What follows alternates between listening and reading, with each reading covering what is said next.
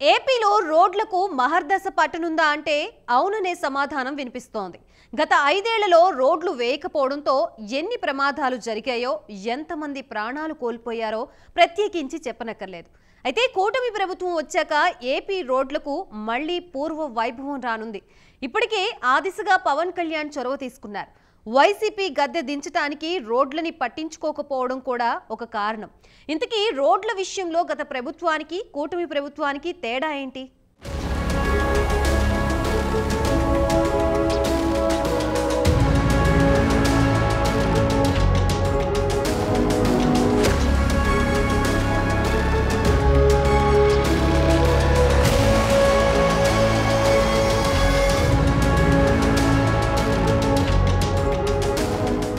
ఏపీలో వైసీపీ గద్దె దిగడానికి అనేక కారణాలున్నాయి. వాటిలో రోడ్లు సర్వనాశనమైనా పట్టించుకోకపోవడం ఒక ముఖ్య కారణం. జగన్ ముఖ్యమంత్రిగా బాధ్యతలు చేపట్టిన రోజు నుంచి తన ఫోకస్ మొత్తం సంక్షేమ పథకాలపైనే పెట్టారు. బటన్ నొక్కుతున్నానంటూ చెప్పుకొచ్చేవారు. ఎన్నికల ప్రచారంలో కూడా ఎక్కడికి వెళ్లినా సంక్షేమాన్ని మాత్రమే ప్రధానంగా ప్రస్తావించారు. సంక్షేమాన్ని నమ్ముకున్న సీఎం జగన్ అభివృద్ధిని నిర్లక్ష్యం చేశారనే విమర్శలు ఉన్నాయి. ఎలాంటి అభివృద్ధి కార్యక్రమాలు చేపట్టలేదు. ఆ దిశగా ఎలాంటి ముందడుగు పడలేదు. ముఖ్యంగా రోడ్ల పరిస్థితిపై ప్రజలు ఏకరువు పెడుతూనే ఉన్నారు. వైసీపీ నేతలు కొందరు బహిరంగంగానే మాట్లాడారు. రోడ్లను సరిచేయాల్సిన అవసరం ఉందని చెప్పారు. స్వయంగా జగన్ సమీక్షలు చేసి రోడ్లు వేయాలని 2-3 సందర్భాల్లో చెప్పారు. అయినా సరే ఎక్కడా రోడ్లు కనీసం మరమ్మతులు చేసిన సందర్భాలు కూడా లేవు. ప్రతిపక్ష పార్టీలు పలు సందర్భాల్లో రోడ్లపై ఉండే గుంతల్ని పూడ్చి నిరసనకు దిగాయి. జనసేన అయితే రోడ్ల శ్రమదానం పేరిట రాష్ట్ర వ్యాప్తంగా గుంతలు పూడ్చింది. గుడివాడలో జనసేన పార్టీ నేతలు రోడ్లకు మరమ్మతులు చేసిన ఘటన హైలైట్ అయ్యింది. రోడ్ల అంశం కూడా గ్రామీణ ప్రాంతాల నుంచి పట్టణ ప్రాంతాల వరకు ప్రభావం చూపింది. వైసీపీ ఓటమికి ఇది కూడా మరో కారణం. 5 ఏళ్లలో రోడ్లను వైసీపీ ప్రభుత్వం నిర్లక్ష్యం చేస్తే కూటమి సర్కార్ వచ్చి రాగానే రోడ్లపై దృష్టి పెట్టింది.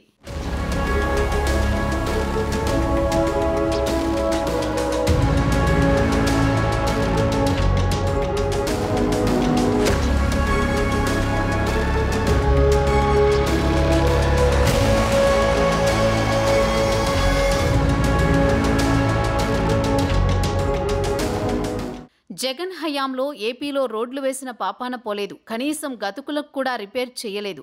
దీనికి కారణం ప్రజలు తీవ్రంగా ఇబ్బందులు పడ్డారు. అయితే ఇప్పుడు కూటమి ప్రభుత్వం పుణ్యమాని ఏపీలో కొత్త రోడ్లు వస్తున్నాయి. అధికారంలోకి వచ్చిన కొద్ది రోజులకే రోడ్లపై ఫోకస్ చేయడం చర్చనీయాంశంగా మారింది. గ్రామాలను రోడ్లతో అనుసంధానిస్తేనే ప్రగతి సాధ్యమని deputy CM Pawan Kalyan comments చేసిన సంగతి తెలిసిందే. 4,976 కోట్ల వ్యయంతో 7,213 కిలోమీటర్ల రోడ్ల నిర్మాణాన్ని ప్రారంభించాలని పంచాయతీరాజ్ ఇంజనీరింగ్ విభాగానికి ఆయన సూచించారు. గత ప్రభుత్వం బిల్లులు చెల్లింపులో చాలా జాప్యం చేసింది. దీనివల్ల గ్రామీణ ప్రాంతాల్లో రోడ్ల నిర్మాణం మందగించింది. ఈ సమస్యను పరిష్కరించిన తర్వాత గ్రామీణ ప్రాంతాల ప్రజలకు నాణ్యమైన రోడ్లు లభిస్తాయి. తద్వారా గ్రామీణ అభివృద్ధి సాధ్యమవుతుంది అని పవన్ అన్నారు. పంచాయతీరాజ్ శాఖ ఇంజనీరింగ్ పనులకు పారదర్శకతను క్షేత్రస్థాయిలో ఎప్పటికప్పుడు పరిశీలించేందుకు ప్రత్యేక పోర్టల్ను రూపొందిస్తున్నామని పవన్ తెలిపారు. ఆంధ్రప్రదేశ్లో రోడ్ల దుస్థితిని పరిష్కరించడానికి రోడ్లు, భవనాల మంత్రి బీసీ జనార్దన్ రెడ్డి కూడా నడుం బిగించారు. రాష్ట్రంలో 9,000 కిలోమీటర్లకు పైగా రోడ్లను మరమ్మతులు చేయనున్నట్లు ప్రకటించారు. రాష్ట్రంలోని 9,000 కిలోమీటర్లకు పైగా రోడ్లు అధ్వాన్నంగా ఉన్నాయని, వాటిని త్వరగా పరిష్కరిస్తామని హామీ ఇచ్చారు.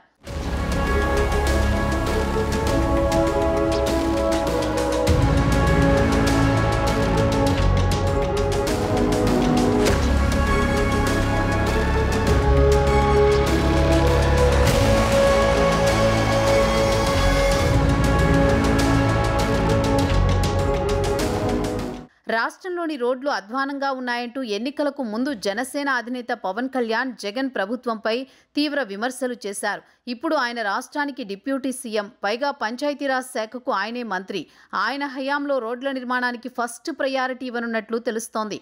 వైసీపీ హయాంలో రోడ్లు ఎలా ఉన్నాయి, ఇప్పుడు ఎలా ఉన్నాయి అనే తేడా చూపించేందుకు డిప్యూటీ సీఎం ఉత్సాహం చూపిస్తున్నారు.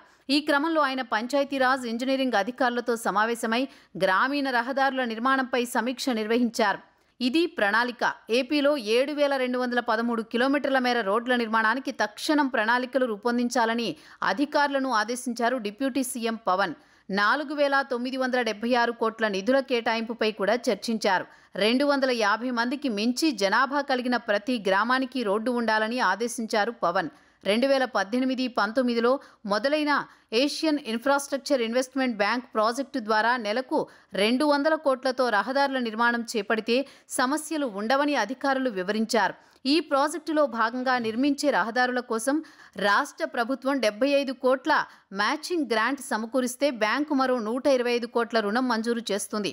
గత ప్రభుత్వం మ్యాచింగ్ గ్రాంట్ విడుదల ఆలస్యం చేయడం వల్ల రహదారుల నిర్మాణం పూర్తి కాలేదని ఈ చర్చల్లో తేలింది. రాష్ట్ర ప్రభుత్వం సమకూర్చాల్సిన 30% మ్యాచింగ్ గ్రాంటును 10%కి తగ్గించే విధంగా కేంద్ర ప్రభుత్వాన్ని కోరదామని తెలిపారు డిప్యూటీ సీఎం పవన్.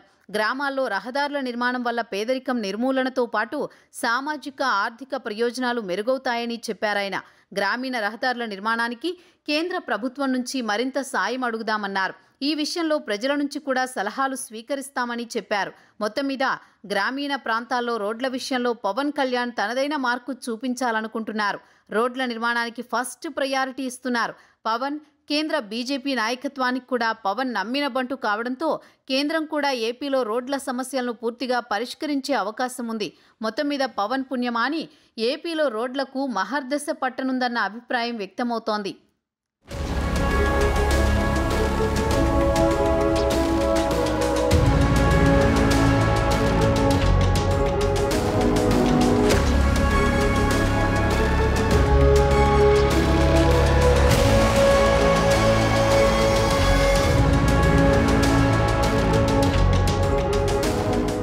పవన్ ఒక్క రోడ్ల విషయంలోనే కాదు, ఆయన వద్ద ఉన్న ప్రతి శాఖకు రాష్ట్ర మంత్రిగా న్యాయం చేస్తున్నారు. సమీక్షలు, సమావేశాలు పెడుతున్నారు. డిప్యూటీ సీఎంగా ప్రస్తుతం పవన్ చాలా బిజీగా ఉన్నారు. డిప్యూటీ సీఎంతో పాటు 4 శాఖల మంత్రిగా ఉన్నారు. నిత్యం ప్రజా దర్బార్ నిర్వహిస్తున్నారు. ప్రజల నుంచి వినతులు స్వీకరించి పరిష్కార మార్గం చూపిస్తున్నారు. ఒక్క పిఠాపురం నియోజకవర్గం ప్రజలే కాదు, రాష్ట్ర వ్యాప్తంగా ఏ సమస్యపైన అయినా ప్రజల నుంచి పవన్ ఆశ్రయించేందుకు మొగ్గు చూపుతున్నారు. అటు రాజకీయంగా కీలక శక్తిగా మారారు పవన్. జాతీయ స్థాయిలో సైతం పవన్ పరపతి పెరిగింది. అటు సినీ పరిశ్రమ పెద్దలు తరచూ కలిసి వెళుతున్నారు. రాజకీయ ప్రముఖుల తాకిడి సైతం అధికంగా ఉంది.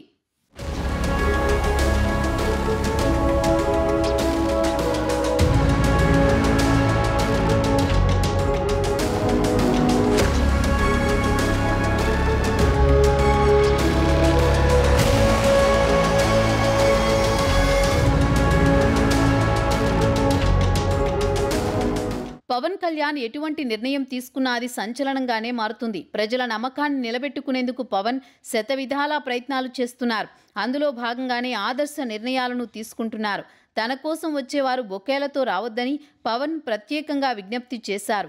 వాటితో ఒరిగేదేమీ లేదని, మీరు తేవాలనుకుంటే పేద ప్రజలకు ఉపయోగపడే కూరగాయలు, ఆహార పదార్థాలు తేవాలని సూచించారు పవన్. వాటితో అన్నా క్యాంటీన్ల నిర్వహణ, అనాథ శరణాలయాల నిర్వహణకు ఉపయోగించుకోవచ్చని పవన్ అభిప్రాయపడ్డారు.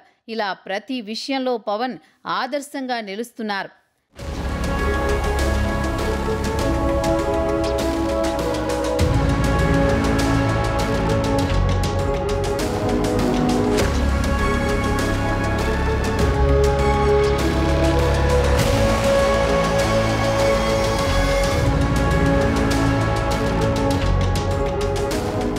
జాతీయ రహదారులు తప్ప ఆర్&బి రాష్ట్ర రహదారులు వైసీపీ ప్రభుత్వంలో నిర్లక్ష్యానికి గురయ్యాయి.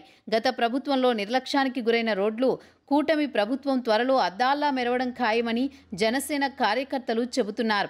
అయితే ఒక్క రోడ్ల విషయంలోనే కాదు, కూటమి ప్రభుత్వం వచ్చాక వ్యవస్థలో చలనం కనిపిస్తోంది. వ్యవస్థలన్నీ సక్రమంగా పనిచేస్తే వాటి ఫలితాలు ఏ స్థాయిలో ఉంటాయి అనే దానికి కళ్లకు కట్టినట్టు చూపిస్తున్నారు కూటమి ప్రభుత్వ మంత్రులు. ఒక్క వాట్సాప్ సందేశంతో 25 మంది దివ్యాంగ విద్యార్థుల జీవితాలను తల్లకిందులు కాకుండా ఆపగలిగారు విద్యాశాఖ మంత్రి లోకేష్. 9 నెలల నుంచి పరిష్కారం దొరకని ఒక సమస్యను 9 రోజుల్లో పరిష్కరించి చూపించారు. డిప్యూటీ సీఎం పవన్ కళ్యాణ్ యువతి అదృశ్యం కేసును ఛేదించారు. గత 5 ఏళ్లుగా ఒక వ్యవస్థలో కూరుకుపోయిన అవినీతిని మంత్రి పదవి చేపట్టినప్పటి నుంచి తవ్వి తీస్తున్నారు. పౌర సరఫరాల శాఖ మంత్రి నాదెండ్ల మనోహర్ ఇలా కూటమి ప్రభుత్వంలో మంత్రులంతా తమ తమ విధులను సక్రమంగా నిర్వర్తిస్తుండటంతో ఫలితాలు కనిపిస్తున్నాయని అంటున్నారు.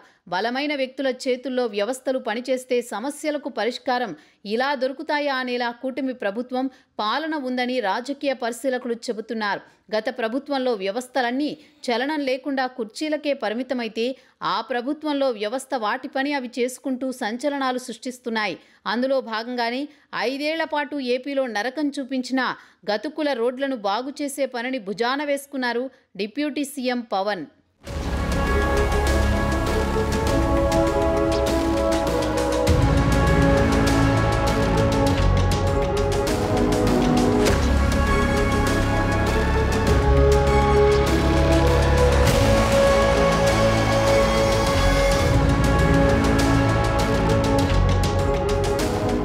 రోడ్లుంటేనే రవాణా వ్యవస్థ బాగుంటుంది. రవాణా వ్యవస్థ మెరుగుపడినప్పుడే ఆర్థిక పురోగతి ఉంటుంది. గతుకుల రోడ్లతో ప్రాణాలు కోల్పోవడం ఒక సమస్య అయితే, ఎగుమతులు దిగుమతులకి ఆటంకాలతో ఆర్థికంగా తీవ్ర నష్టం ఉంటుంది. అంతటి ప్రాధాన్యత కలిగిన రోడ్లని పట్టించుకోకుండా ప్రజాగ్రహాన్ని చవిచూసింది వైసీపీ. అసలు ఏపీలో ఎన్ని వేల కిలోమీటర్లు రాష్ట్ర రహదారులున్నాయి? ఎన్ని వేల కిలోమీటర్లు R&B రోడ్లున్నాయి? వీటన్నిటికీ అయ్యే ఖర్చెంత?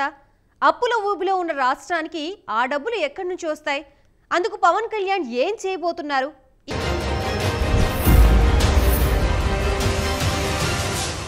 ఒక చోటు నుంచి ఇంకో చోటుకి వెళ్లాలంటే రోడ్లే ప్రధానం. రోడ్లు లేకపోతే వాహనాల్లో ప్రయాణించలేం. అలాంటి రోడ్లని పట్టించుకోకుండా ప్రజలకి చుక్కలు చూపించింది గత జగన్ సర్కార్. పవన్ కళ్యాణ్ చంద్రబాబు పాలనలో మాత్రం సంక్షేమ పథకాల్ని అమలు చేస్తూనే అభివృద్ధికి పెద్దపీట వేస్తున్నారు. ఎవరూ ఊహించని విధంగా 7,000 రూపాయల పింఛన్ ఇచ్చిన కూటమి సర్కార్ అభివృద్ధి పనులు కూడా అంతే ధీటుగా మొదలు పెడుతోంది. ఒక్క రోడ్లు మాత్రమే కాదు, రాష్ట్రంలో అనేక అభివృద్ధి కార్యక్రమాలకి వడివడిగా శ్రీకారం చుట్టింది.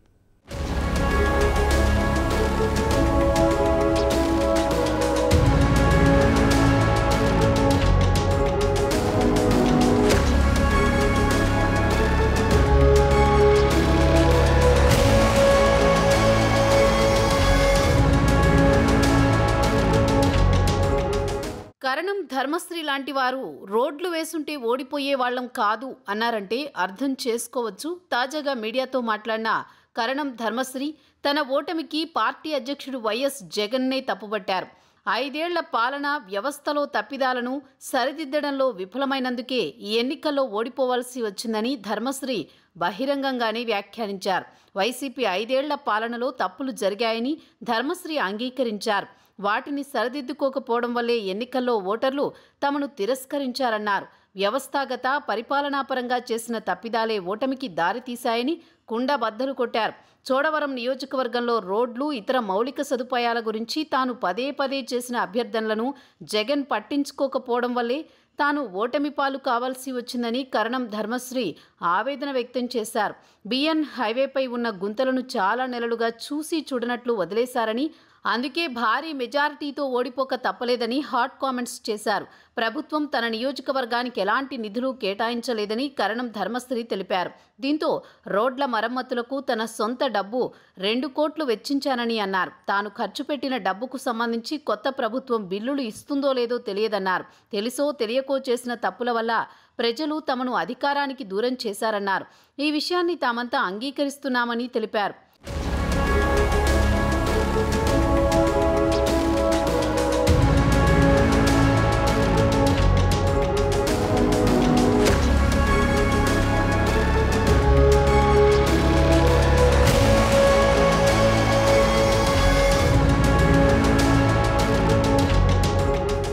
రాష్ట్రం మొత్తం మీద స్టేట్ హైవేలుగా గుర్తించిన రోడ్లు 12,653 కిలోమీటర్ల పొడవున ఉన్నాయి. స్టేట్ హైవేల బాధ్యత రాష్ట్ర ప్రభుత్వానిదే. అయితే జగన్ సర్కార్ పట్టించుకోకపోవడంతో గుంతల రోడ్డు యమపాశాలుగా మారాయి. వానొస్తే రోడ్లే కుంటలుగా మారిపోతున్నాయి. ప్రజలు పడిన అవస్థల గురించి చెప్పక్కర్లేదు.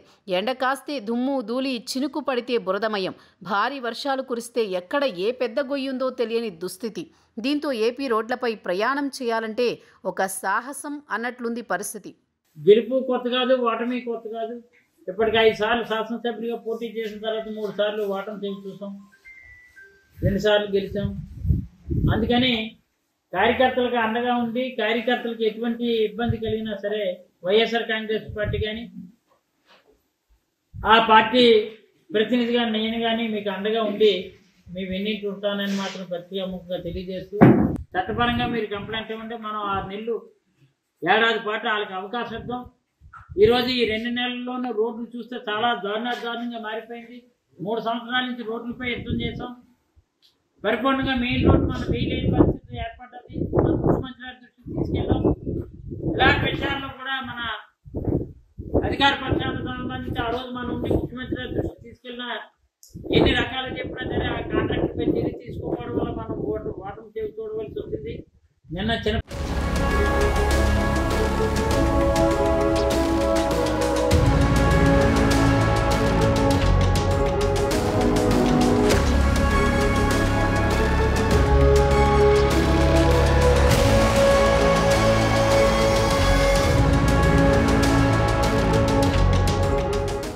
2014 నుంచి 19లో R&B శాఖకు బడ్జెట్లో 14,970 కోట్ల రూపాయలు కేటాయిస్తే 12,064 కోట్లు 80% ఖర్చు చేసి రోడ్లను బాగు చేసింది నాటి టీడీపీ సర్కార్.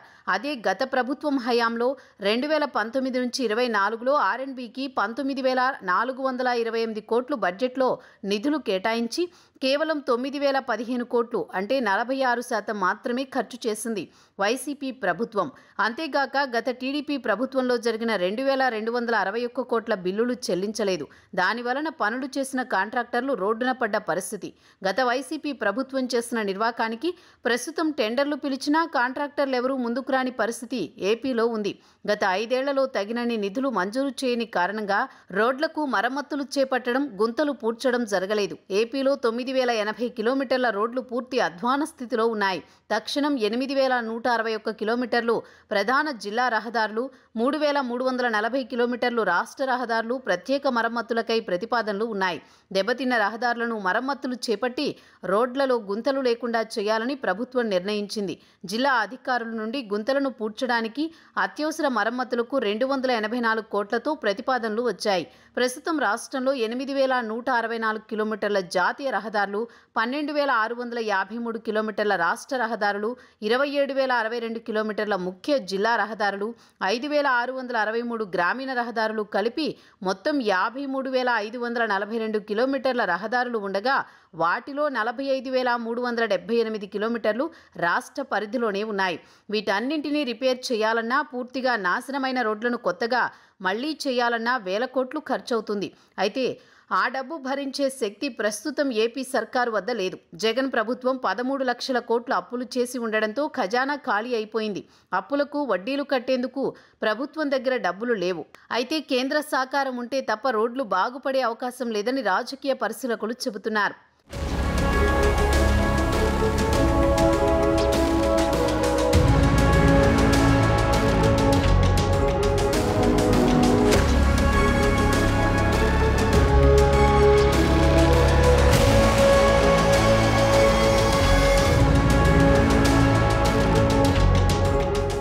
ఇప్పటికే పవన్ కళ్యాణ్, చంద్రబాబు కేంద్రం నుంచి నిధులు రాబట్టేందుకు వ్యూహాత్మకంగా అడుగులు వేస్తున్నారు.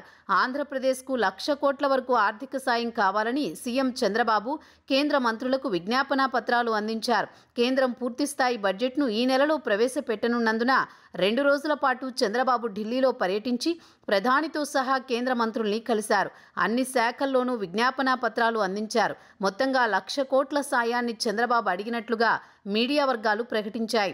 చంద్రబాబు కేంద్రాన్ని ఏమేమి అడిగారంటే 5 ఏళ్లలో జగన్ చేసిన ఆర్థిక విధ్వంసం కారణంగా ఏపీ కోలుకోవాలంటే ఇంకా చాలా సమయం పడుతుంది. ఈలోపు ఆర్థిక అవసరాలు తీరడానికి ప్రస్తుతం ఉన్న నిబంధనల కన్నా జీడీపీలో అదనంగా 0.5% అప్పు తీసుకునే అవకాశాన్ని కల్పించాలని చంద్రబాబు కోరారు. అలాగే రాజధాని అమరావతి కోసం 5,000 కోట్లు అడిగారు. తాజా బడ్జెట్లో 1,500 కోట్లు కేటాయించాలని విజ్ఞప్తి చేశారు. అలాగే పోలవరం ప్రాజెక్టుకు నాబార్డు నుంచి ఆర్థిక సాయం అందుతున్నప్పటికీ కేంద్రం నుంచి బడ్జెట్ సపోర్ట్ 1,500 కోట్లు కావాలని అడిగినట్లు తెలుస్తోంది. అలాగే కేంద్ర దేశవ్యాప్తంగా చేపడుతున్న మౌలిక సదుపాయాల ప్రాజెక్టులో భాగంగా ఏపీకి 1,000 కోట్లు కేటాయించాలని కోరారు. చంద్రబాబు కేంద్రం నుంచి ఎలా నిధులు తెచ్చుకోవాలో ప్రత్యేకమైన కసరత్తు చేశారు. ఏపీకి నగదు బదిలీ చేయాలని ఆయన అడగలేదు. కానీ వ్యూహాత్మకంగా కేంద్రం ప్రతిష్టాత్మకంగా చేపట్టే పథకాల ద్వారా ఏపీకి కేటాయించగలిగే నిధుల గురించి ఆయన ఎక్కువగా విజ్ఞాపనా పత్రాలు సమర్పించారు. ఫలానా పథకానికి దేశవ్యాప్తంగా ఇంత ఖర్చు పెడుతున్నారు, అందులో ఏపీలో ఈ పథకానికి ఇంత కేటాయించండి అని లెక్కలతో సహా అడిగారు చంద్రబాబు. ప్రణాళిక కేంద్ర మంత్రుల్ని కూడా ఆశ్చర్యపరిచింది. గతంలోలా ఏపీ గురించి నిర్లక్ష్యంగా వ్యవహరించే పరిస్థితి కేంద్రానికి లేదు. కేంద్రంలో మోదీ ప్రభుత్వం టీడీపీ జనసేనల మీదే ఆధారపడి ఉంది. మోదీ కూడా ఏపీ సర్వతోముఖాభివృద్ధికి సహకరిస్తామని చాలాసార్లు చెప్పారు. పవన్, చంద్రబాబు తమ పార్టీలకు పదవుల కోసం పట్టుబట్టడం లేదు. తమకు రాజకీయ పదవులు అక్కర్లేదని ఏపీ కోసం సహకరిస్తే చాలని అనుకుంటున్నారు. ఈ విషయంలో కేంద్రం కూడా సానుకూలంగానే ఉంది. అడిగినంత కాకపోయినా ఈసారి బడ్జెట్లో పోలవరం, అమరావతికి నిధులు కేటాయించే అవకాశం ఉంది. అదనపు అప్పులకు అవకాశం ఇచ్చే ఛాన్సులు కూడా ఉన్నాయి. అలాగే మిగతా ఖర్చులకు సాయం కింద ఎంతో కొంత ఇచ్చే అవకాశాలున్నాయని అంటున్నారు. త్వరలోనే పవన్ కూడా ఢిల్లీ వెళ్లి మోదీతో కూర్చుని రాష్ట్రానికి మరిన్ని నిధులను తీసుకొచ్చేందుకు ప్లాన్ చేస్తున్నారని సమాచారం. మొత్తంగా ఒక్క రోడ్లు మాత్రమే కాకుండా అనేక అభివృద్ధి కార్యక్రమాలను విజయవంతం చేసేందుకు పవన్, చంద్రబాబు అడుగులు వేస్తున్నారు.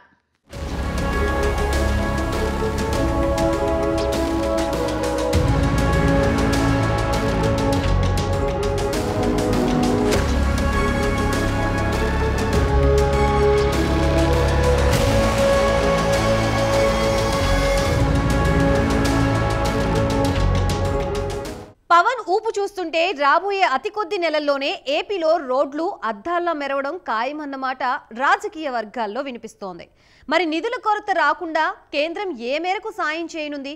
రేపు బడ్జెట్లో ఏపీపై వరాల జల్లు కురిపిస్తారా? ఈ విషయాలన్నిటికీ త్వరలోనే జవాబు రానుంది.